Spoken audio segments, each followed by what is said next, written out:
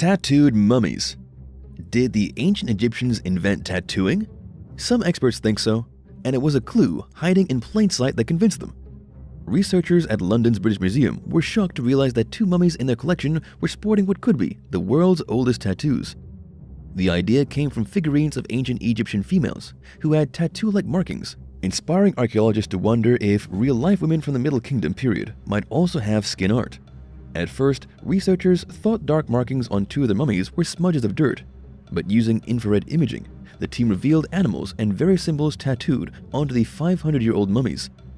Two horned creatures thought to be wild bull and Barbary sheep were found on the man's upper arm, while the woman's upper arm and shoulder were decorated with S-shaped designs and linear markings. Tattoos like these have been found on mummies from 2000 BCE and in other places too, like the temple complex of Deir al-Bahari across the Nile River from where these two were originally found. The mummies were found in the desert 25 miles south of Luxor, but unlike most Egyptian mummies, these weren't embalmed. Instead, they dried naturally in their graves, preserving this ancient skin art and giving experts insights into how ancient cultures adopted ornamental designs from pottery and engravings as body art. They also showed how even without embalming, the mummy's features were still well preserved. The male mummy, once known as Ginger, still had red hair. The discovery of this ancient body art was a groundbreaking one, showing that tattooing was in Africa a millennium earlier than experts originally thought. Alien mummy found in a cave in Peru. Peru has been made famous by its intricate Nazca lines that depict animals and elaborate shapes, but could a recent discovery give clues about who or what made these iconic lines? Recently, a local villager was traveling across the Nazca Plateau when he came across a mysterious cave. Even though he'd been exploring the area and its inhospitable mountains for years, he had only read about the caves. When he finally discovered the hidden entrance, he realized he had stumbled across something that had ties to the region's ancient civilization. Carefully making his way inside down claustrophobic tunnels into a spacious hall, the man soon realized this was no ordinary cave. It was a tomb. And inside, there were two sarcophagi, one that was filled with various priceless objects, but it was the second sarcophagus that shocked the man. Inside, he found two medium-sized mummies and a number of small humanoid mummies. Only a few blurry photographs of the humanoids exist, maybe because the man who found them was so worried that the Peruvian government would find the location of the cave and remove both the sensational beings and their sarcophagi. The photos that do exist show one of the humanoid creatures dressed in golden body armor and gold bracelets. Another had been laid on the ground on top of some sort of white powder. Whatever the creatures are and wherever the beings are from, is it possible they are the ones who created the infamous Nazca lines? Was it to show their kind, where they were located, or to share their knowledge of the flora and fauna of Peru? Unless the unnamed villager shares more of his knowledge of what it is he found, no one will ever know for sure what mysteries remain in this controversial potential discovery, perhaps made inside the Peruvian cave.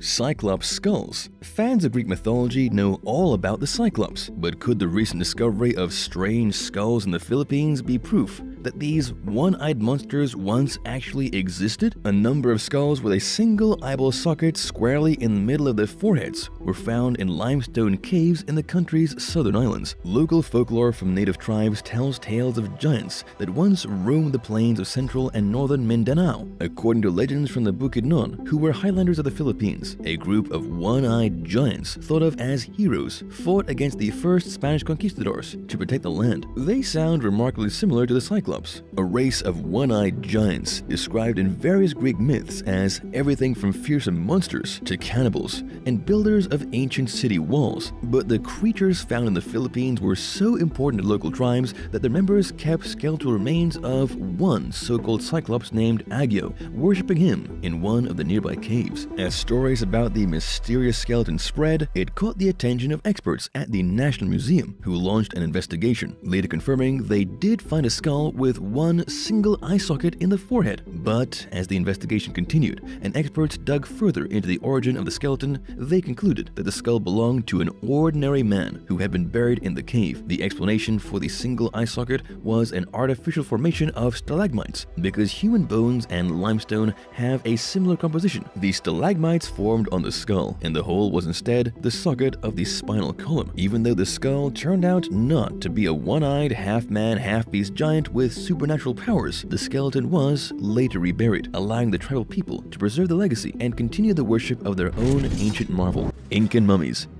You might think if you've seen one mummy, you've seen them all, right? Well, one look at the way the Inca mummified their most important citizens will change your perspective on this ancient practice. The Incan civilization wasn't the first to artificially preserve those who died, especially since the mummies of ancient Egypt are so incredibly well known.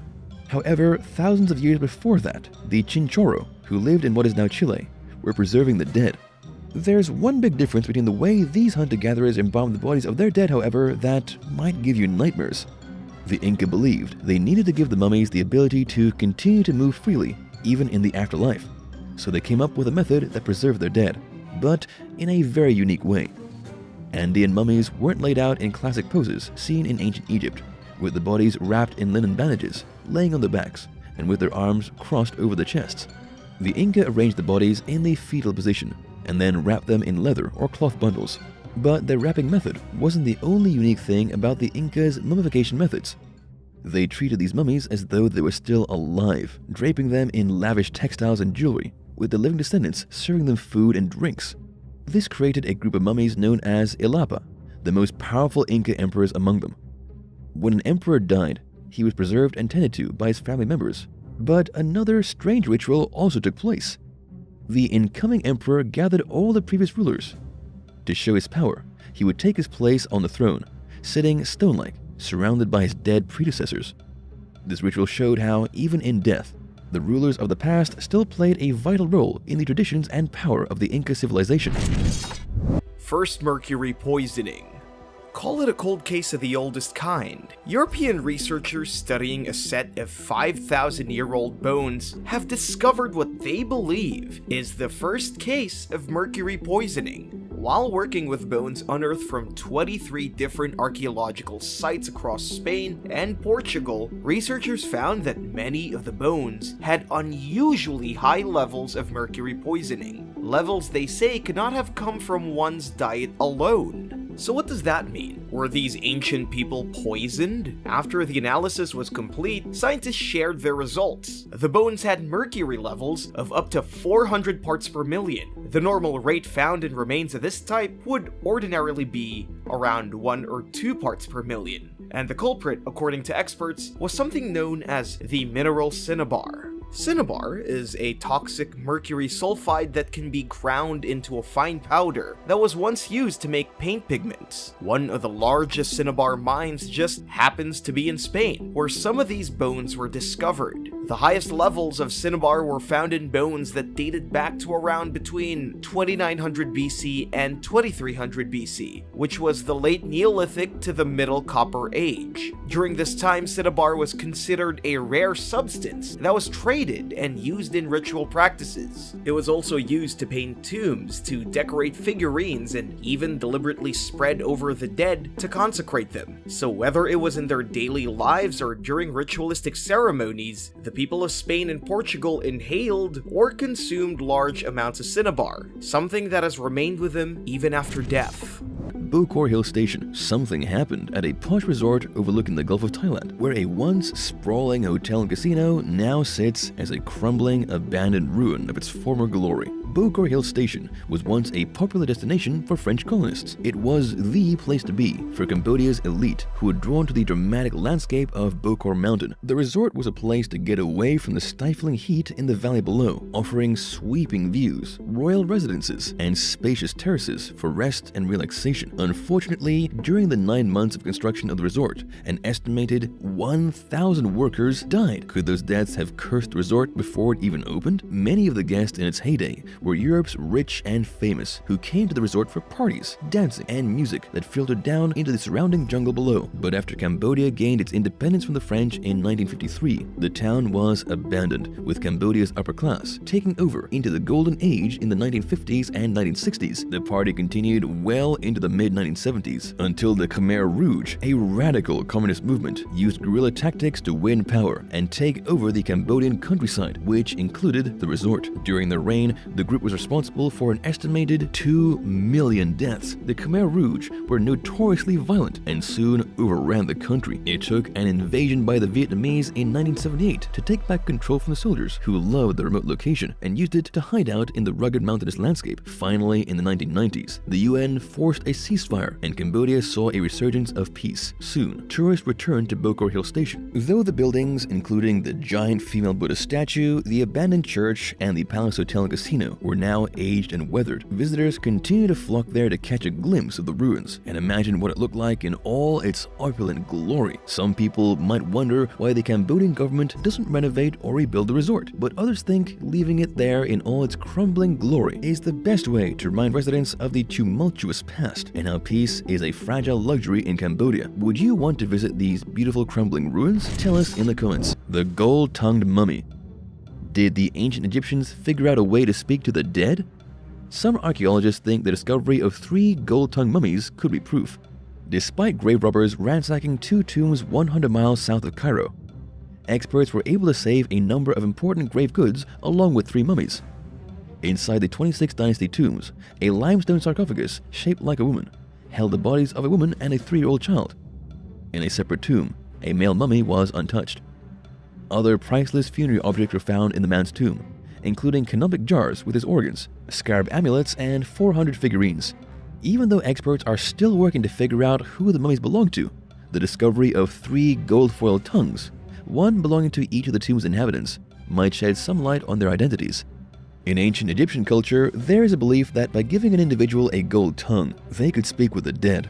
Some even thought it gave them a direct line to Osiris, the god of the underworld. With another mummy on Egypt's Mediterranean coast also found with a golden tongue months before the family tomb was unearthed, one can see how ancient Egyptians tried to give their dead everything they would need in the afterlife. What do you think was the purpose behind the golden tongues? Tell me your theories in the comments, and don't forget to like and subscribe to the channel. Killer algae. Over the last 540 million years, there have been 5 mass extinction events that killed off from 50 to 90% of animal species, with asteroids or volcanic eruptions taking a blame. Now, a new study shows that something much smaller may have played a role in these events, something that still lurks underfoot. A primitive type of algae has been studied by researchers, and now they think the plant life may have had a hand in at least one of these mass extinctions. But how could something as small as algae be to blame for killing off countless animals?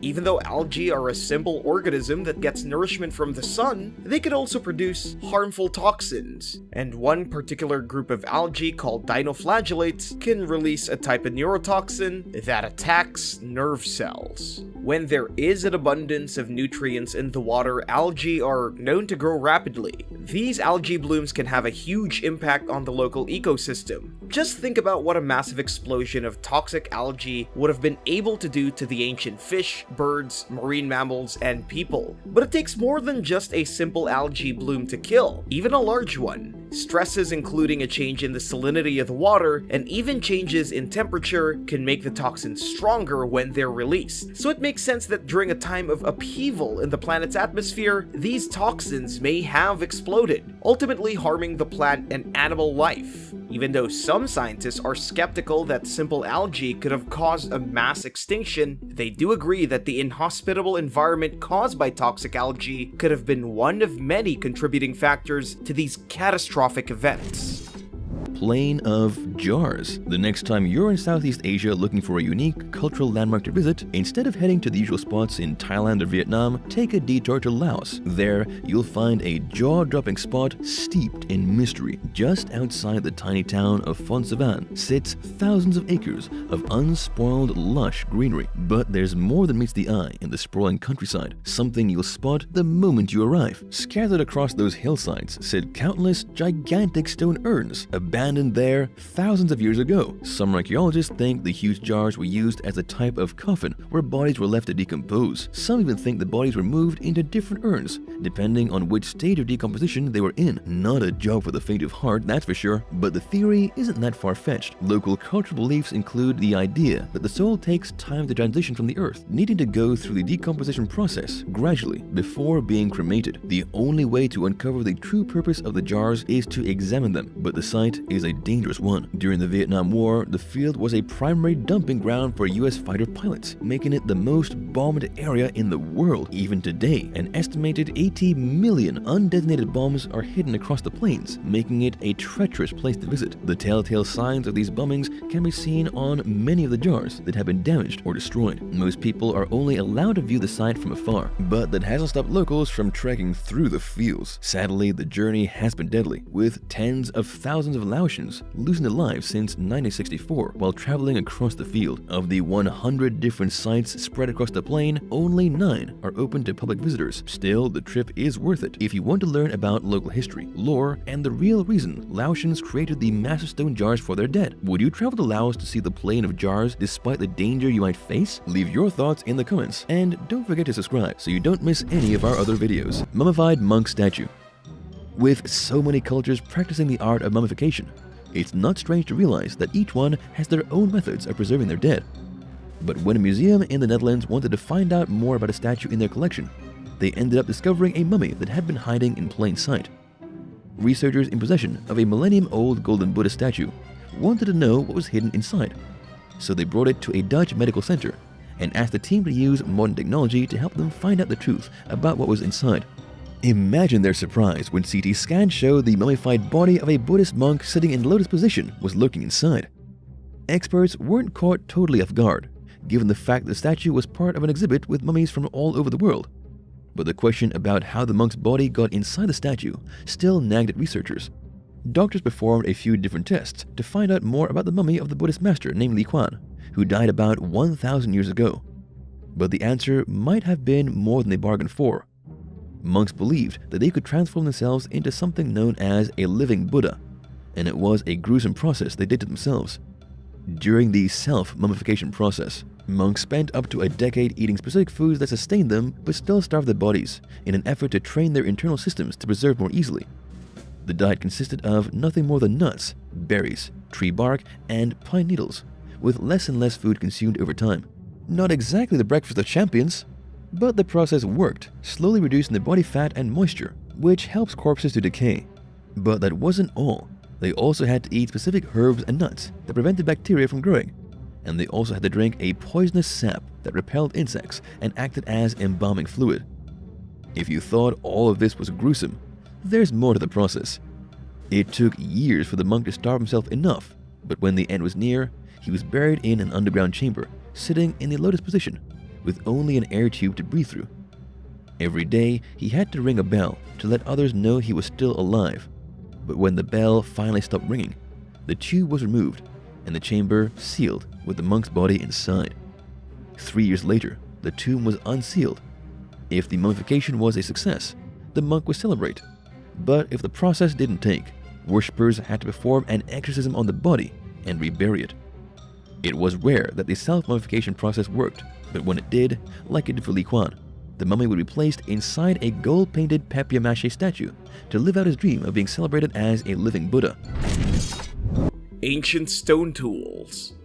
In the mountains of central Mexico, controversy is unfolding with the discovery of hundreds of ancient stone tools whose presence could change the timeline of human evolution. They were discovered in the Chiquihuite cave in the Estillero Mountains and could prove that humans arrived in North America around 15,000 years earlier than previously thought. Almost 2,000 stone tools were uncovered, 239 of which were embedded in layers of gravel, which archaeologists carbon dated to determine that the gravel was between 25,000 and 32,000 years old. But the site was a large one, and with not that many of these old tools found there, researchers think that the site was only an occasional stopover for ancient humans. During the last ice age, some 26,000 years ago, intense blizzards would have made travel treacherous for early humans looking to move through North America. The Chiquihuite cave would have been a welcome refuge for those looking for shelter.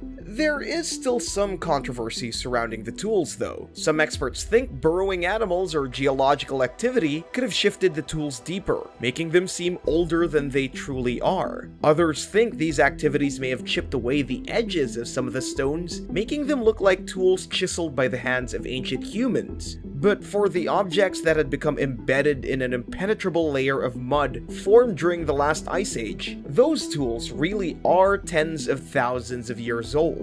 It's going to take more in-depth study to figure out if humans spread across North America earlier than most historians believe, but if these tools have anything to say about it, their discovery completely rewrites the timeline of early human presence in the Americas. Do you think it's possible that the tools discovered shifted lower into the earth somehow? Or were humans in North America far earlier than we imagined? Let us know your thoughts in the comments below, and if you're liking this video, be sure to hit the thumbs up and subscribe buttons if you haven't already.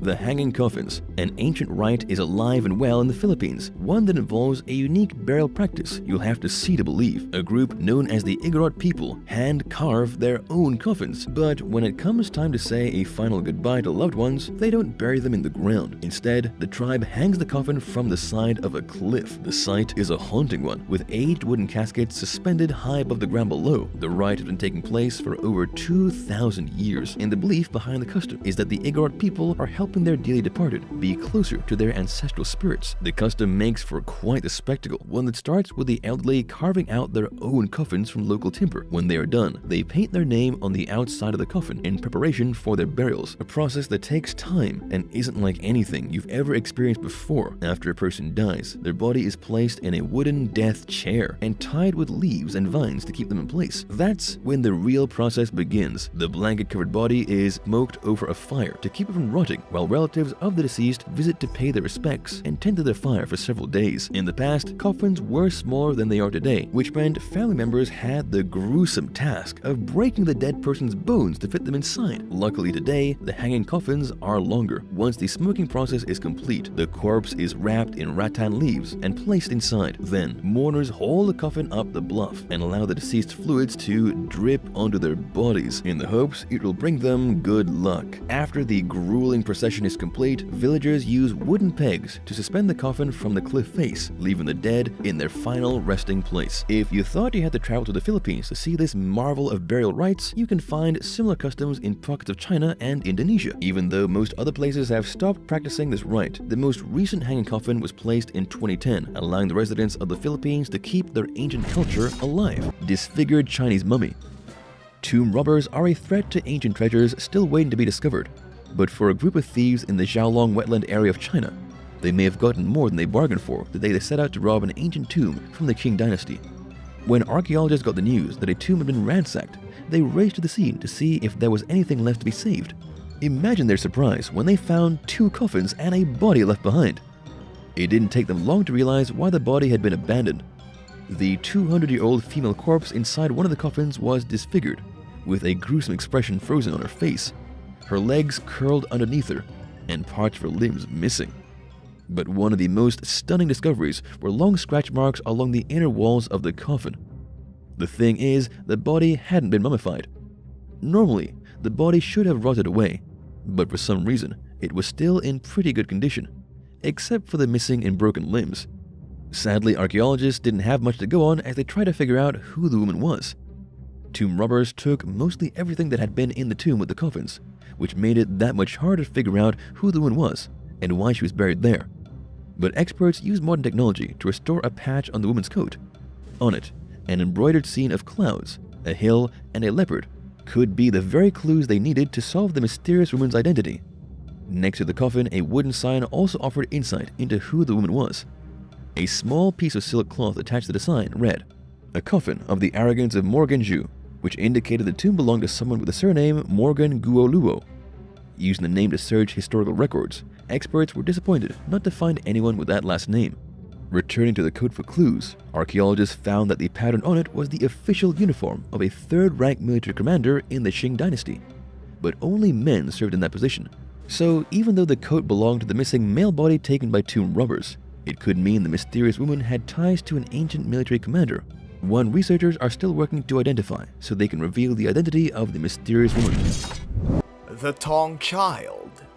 Is it possible that the missing link between humans and apes was discovered back in 1925 in a limestone quarry in South Africa? One man thinks so, but his discovery still has paleontologists arguing over whether or not his theory is correct. Raymond Dart was an anatomist at the University of Witwatersrand in Johannesburg. Over the course of 73 days, Dart worked to remove the hard rock surrounding a fossil that was brought to him from the limestone quarry. As he did, he realized he had something remarkable: the skull of an ape-like being that he believed was the missing link between primates and humans, now known as Australopithecus africanus. Excited about his find, Dart sent photographs and details of the fossilized skull to Nature, a well-respected scientific journal published since the late 1800s in England.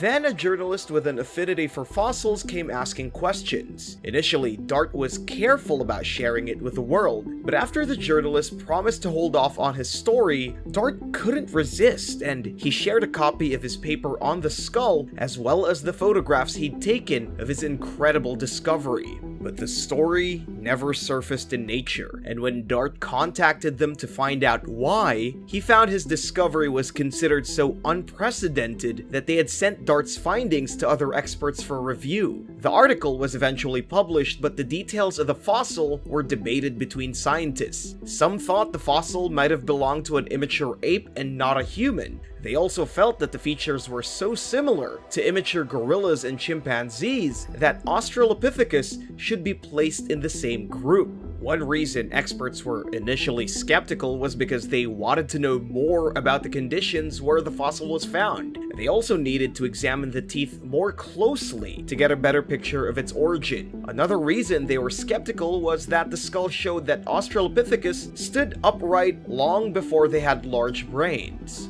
Up until the discovery, scientists thought that the brains of hominins expanded first, long before they evolved to walk upright on 2 feet instead of all 4 limbs. It would take decades for the truth about Australopithecus to be clarified, and after much study, Australopithecus was finally recognized as a hominin, with Dart's discovery of the small skull becoming a very important missing link in the progression of ancestors to modern humans.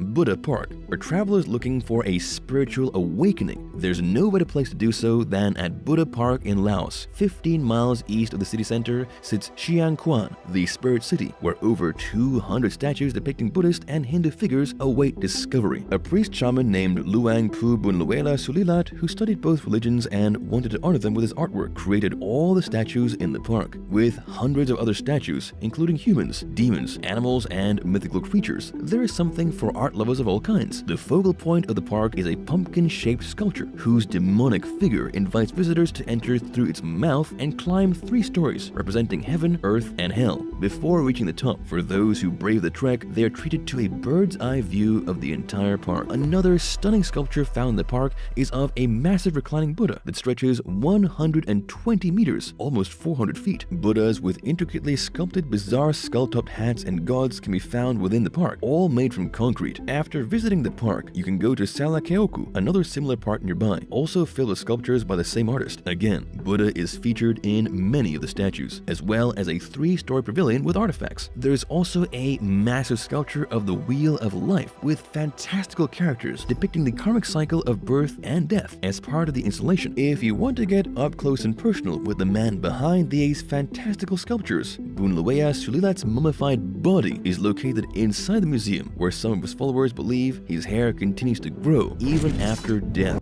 Ancient mutilated farmers. Why would the rise of farming in ancient Chile inspire a surge of extreme violence? That's what experts wondered after analyzing the remains of 194 people who lived between 1000 BC and 600 AD. Skeletons and mummies that belonged to farmers found in the Atacama Desert showed shocking signs of mutilation. Researchers think the rise in farming was the cause for conflict and violence among these ancient people, and the evidence is in the way some of their dead were brutalized. The remains of one woman showed obvious signs of trauma, with the skin on her face stretched and her mouth pulled into a higher than natural position on her face. But what would have made anyone do this to another person? Some archaeologists think a variety of hardships, including limited resources, infighting, and competition for fertile land and water, could have been the cause. And when they took a closer look at the remains of other ancient people from the same region, they were in for a rude awakening. Almost 1/4 of all the remains had some signs of violence, with men the most likely to have injuries. Most suffered from head trauma, but others also had wounds on their bodies. But the attacks weren't always fatal. Some of the bodies showed signs of healing, meaning they survived whatever conflict they'd been in. But that doesn't make it any less violent. There were so many different injuries that researchers had a hard time keeping up. From mutilations to fractured bones and severed digits, to projectiles lodged in some of the bodies, it's obvious that life in ancient Chile was a struggle to survive. There was one more clue waiting for researchers in the remains. After analyzing bones and teeth, they were able to tell that 2/3 of the bodies belonged to people who ate food from places other than the Atacama Desert, meaning they may have been outsiders trying to colonize the area, only to come into conflict with those who didn't take kindly to the new arrivals. Even though the area was small, it was one of the richest, most fertile areas in northern Chile, which would have been the very reason why so many fought to live, but ultimately died there. Oldest burial in Africa. The Pangayasaidi Cave in Africa is a stunning site with massive towering cliffs, but a discovery at the mouth of the cave is even more fascinating. A burial that has given archaeologists a glimpse into the social behaviors of early Homo sapiens. The buried remains of a 2.5 to 3-year-old child in the cave located on the Kenyan coast is one of the earliest signs of modern human behavior. Initially, archaeologists only found a few portions of the child's bones in 2013. It would take almost 5 years to unearth the small pit where the child was buried. The pit had been dug about almost 10 feet below the surface, but researchers weren't sure what they'd found until much later. Using plaster to stabilize the remains, experts took the bones back to a lab where they were analyzed. There, they discovered 2 teeth, which they later realized belonged to a 2.5 to 3-year-old human child. But that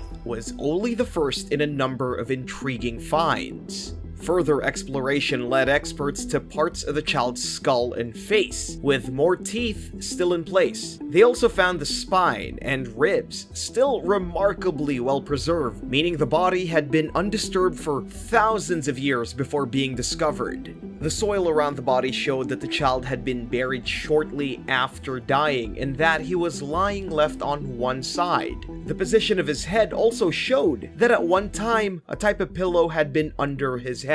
All these details show that he had been covered in a shroud in some sort of ancient funerary rite. The fact that the child had been buried 78,000 years ago made it the oldest known human burial in Africa. Stone tools buried at the same level indicate that Homo sapiens and Neanderthals both treated their dead with honor in this way. Early evidence of burials are rare in Africa, meaning experts don't know much about how early people interacted with the dead, but this one discovery gave them a new perspective on how early humans may have started modern burial rituals we're familiar with today.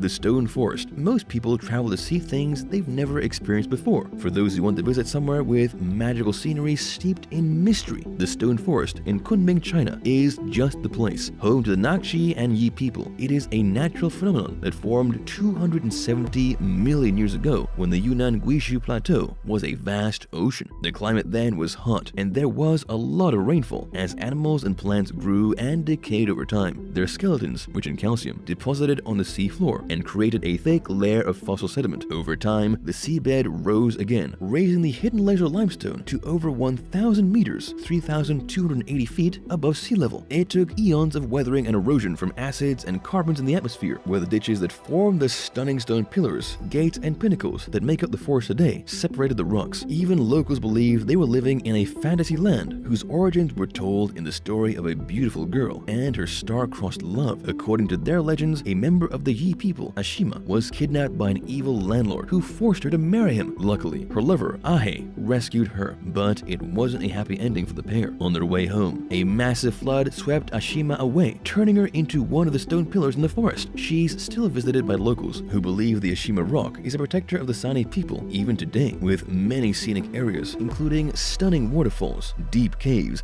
and dazzling lakes. The stone forest, with its oddly shaped stone pillars, create a magical landscape that attracts visitors every year. Imposter mummies. Could a group of mummies from China be imposters? That's the question archaeologists posed when they did a study on a group of prehistoric people who used the desert to naturally preserve their dead. But when researchers set out to get a better picture of the mysterious Tarim mummies, they found the Bronze Age relics were not who they originally thought. For centuries, the mummies were believed to be descendants of Indo-Europeans who migrated to the area around 2000 BC. But a new genetic study shows that the group were an indigenous group instead. The mummies were found in China's western deserts. Their red hair, non-Asian facial features, and their clothing, made from wool felt and leather, wasn't that common in the region, set off a firestorm of controversy over what culture the mummies belonged to. And their burials were quite unique too, with some bodies placed in large boat-shaped wooden coffins, grave markers shaped like oars, and even food strung around their neck to feed them in the afterlife. Some scientists use these details as evidence that the Tarim people migrated there from southern Siberia or Central Asia. But a new study might finally solve the mysterious origins of these people. DNA extracted from various teeth shows the oldest of the mummies was buried around 4,000 years ago. There was no indication that they had genetically mixed with any neighboring people. Instead, experts now believe that the Tarim people descended from ancient northern Eurasians who lived about 10,000 years ago, after the end of the last ice age. Interestingly, scientists were able to compare these mummies with others found on the opposite side of the Tian Shan mountain range that divides the region. The Dzungarian people did show that they shared DNA with both indigenous ancient North Eurasians and herders from the mountains of southern Siberia. No one is sure why the Tarim people were genetically isolated, but given that they did seem to trade with other cultures, for whatever reason, these ancient people stuck to their own kind, eventually disappearing and leaving only their perfectly preserved mummies for future archaeologists to study. Horned giants. In 1916, an announcement in the New York Times set off a firestorm of controversy. The report claimed that two professors and a reverend had uncovered a horned skull in a burial mound in Pennsylvania. But the strange skull wasn't the only thing in the burial mound on the Murray farm. The remains of 68 men were also located, supposedly buried around 1200 AD. Locating the burial mound was an exciting find, but the remains were something that no one had ever seen before, with each of the bodies stretching more than 7 feet tall. The newspaper article claimed that large stone celts, which are polished New Stone Age axes, were also found in the pit. More stunning was the reveal that the skulls had strange protuberances on their foreheads. Is it possible the bones belonged to ancient giants? If so, what were they doing in the middle of a field in Pennsylvania? This wasn't the first time a supposed giant was found in the state. In 1822, an 8-foot-tall Native American skeleton was found in Towanda, Pennsylvania. As time went on, the story of the discovery on Murray Farm became legend, with tales that giants roamed the land before modern humans. But all it took was a little more digging to discover the truth behind the claims. While the bodies were first being excavated, one of the men found a bundle containing deer antlers that just happened to be above one of the skeleton's heads. Someone decided to play a joke by claiming the horns had at one time been attached to the skull. As for their height, the skeletons ended up being only about 6 feet, which may have seemed somewhat gigantic to Europeans, who were mostly around 5'6". So even though the story about giants in America might have been a series of miscommunications, excitement, or just the result of a prank, the discovery of the Stone Age axes still gave archaeologists something they could marvel over, even if they were never wielded by horned giants.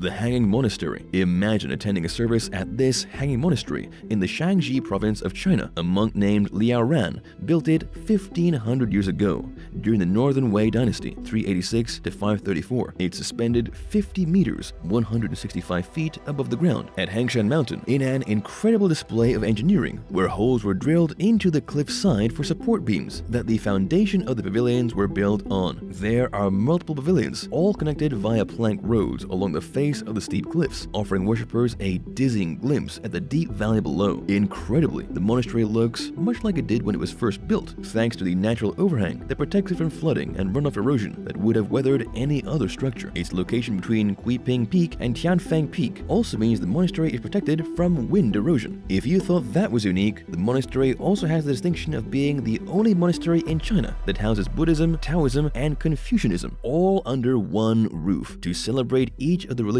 over 80 bronze, iron, terracotta, and stone statues are collected inside, including side-by-side sculptures of Laozi, Confucius, and Shakyamuni, the founders of the 3 main religions of China. This unique aspect of the monastery came about when travelers stopped at the remote location to rest, with so many looking for a place to worship, but reluctant to do so. At a place where another religion was practiced, the monastery adopted all 3 religions, so more travelers felt comfortable staying and praying there. With both the north and south pavilions, the long bridge with a hall for worshipping statues and sculptures, it's a stunning haven for visitors who want to get closer to nature when honoring their chosen god. The Rainbow Mountains. One look at the Zhangye National Geopark in the northern foothills of China's Chilean Mountains, and you'll definitely do a double take. The mountain sides look like something you'd see in a pop art painting. Vibrant splashes of bright orange, blue, yellow, and red decorate the peaks and valleys of the mountain range that stands over 100 meters tall in places. Formed over 24 million years ago, the mountains get their colorful hue from sandstone deposits, iron and trace minerals, and erosion. As tectonic plates shifted, they created the mountainous peaks and rolling hills, with wind and rain sculpting them into towers, pillars, and ravines. But how did they get their color? About 55 million years ago, the Indian plate collided with the Eurasian plate, folding a landscape of flat sandstone, lifting the mountains and exposing sedimentary rocks hidden below the surface. Weathering and erosion swept away the top layers of rocks, exposing the underlying formations made up of different combinations of minerals and chemicals. As the land reacted to local conditions, it allowed the true colors of the underlying rocks to shine through, giving the Rainbow Mountains their distinct colors. If you plan to take a visit to the Zhangye National Geopark, the best time to take in the natural masterpiece is between June and September at sunrise or sunset. The largest part of the park is the Linjie Dangjia Scenic Area, but there's also an area where the formations look like melting ice sculptures. If you thought you had to travel to the other side of the world to see the natural wonder, look down at your feet. If you find a rust-colored stone, there's a good chance you've identified a piece of sandstone stained with iron oxide, the same process that created the Rainbow Mountains. And if one day you're able to travel to China's Chilean Mountains, you'll feel like you've just stepped into an art gallery. That's the Earth's way of showcasing just how beautiful nature can be. Thanks for watching. Which one of these locations did you think is the strangest? Let us know in the comments below. And don't forget to subscribe for more videos like these. See you next time. Bye!